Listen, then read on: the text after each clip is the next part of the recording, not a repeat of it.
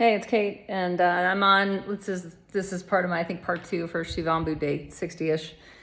So one of the things that happens if you get really into looping, and if you get into aged urine, and that's such a weird concept. Like, especially like I am only really in like 2 months into this, so it's not like I think. For a lot of people that are yogis, like that'll happen. Like if you're what I mean? Like if you've already put a few decades in, like on the mat or on the cushion, if you've already experimented a lot with diet and detoxing, then you might have an experience even more accelerated than me, or one that's similar to me, which is where you're like, oh, if something works, you just do it because you don't have any resistance to doing what works. Even if it's weird, really freaking weird and disgusting, I'll say that. Like, aged urine to the untrained palate is totally gnarly. To the trained palate, which like you can, I obviously found doing it in 60 days. Like I'm not like any sort of, like some people think I'm like some Wonder Woman. Talk to my 13-year-old, she'll let you know that I'm, lucky dog. There's no excuse for that. Anyways, storing your pee becomes like a thing. Right? And so I just went to the thrift store. I got to show you my score. Bam, glass. I knew I needed glass, so I got a bunch of growlers. I just rinsed them out. So these are half-gallon jugs. This one's, what is that? That's probably a little more than a quart. Yeah, so I was at the thrift store and I was like, why am I here? So the other thing that happens is your intuition goes through the roof. Like you start to be in this very intuitive plane with life, and you're like, end up in the thrift store being like, why am I here? And you look around and you're like, oh, because I needed those. Because I am running into a storage issue, right? Where like some of the glass jars that I had originally, like they're, they're full and I need room for more.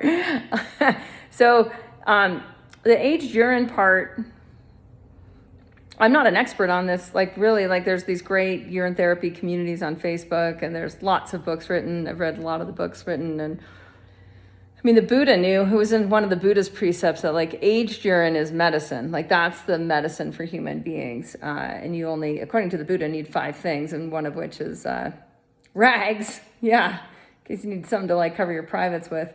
And then another was aged urine, among a few other things, like an alms bowl to collect some food. So like when your whole experience is liberation, which is more or less that experience that the Buddha was teaching, then, you need 5 things. One of them happens to be aged urine.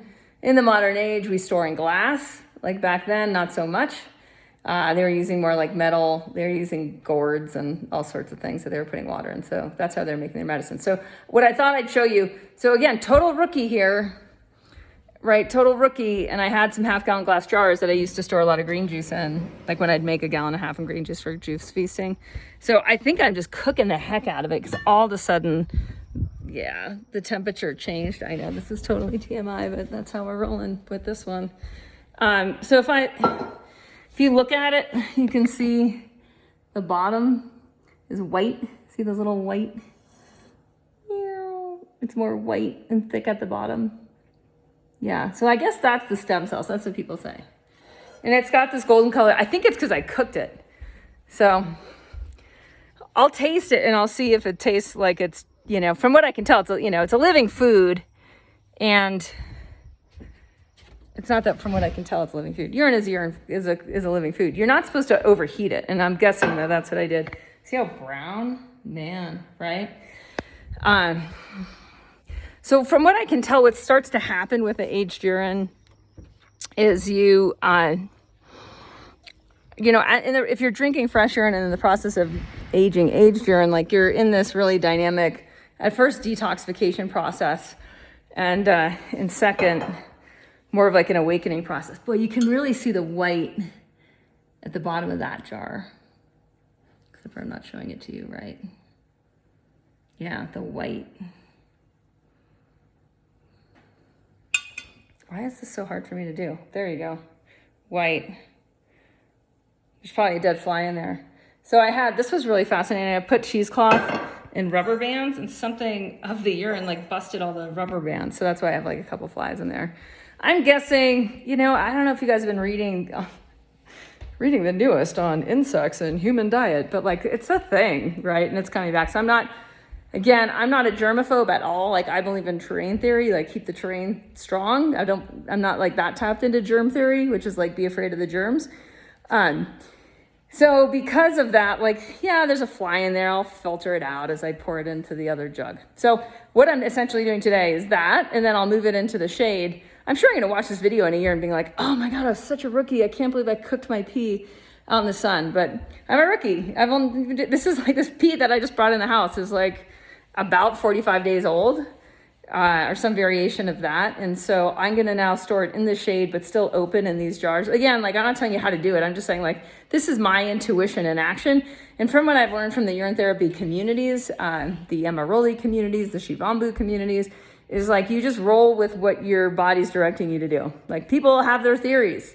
We've been contacting these Indian doctors, like in India, the Ayurvedic Vaidyas, and we're like, what are you guys doing? So we'll report on that. But a lot of them are like, this is really exclusive. There's this really specific way to do that so you don't burn the Maja Dhatu, essentially the myelin sheaths and blah, blah, blah. I have noticed I haven't wanted to take dairy out of my diet in this phase.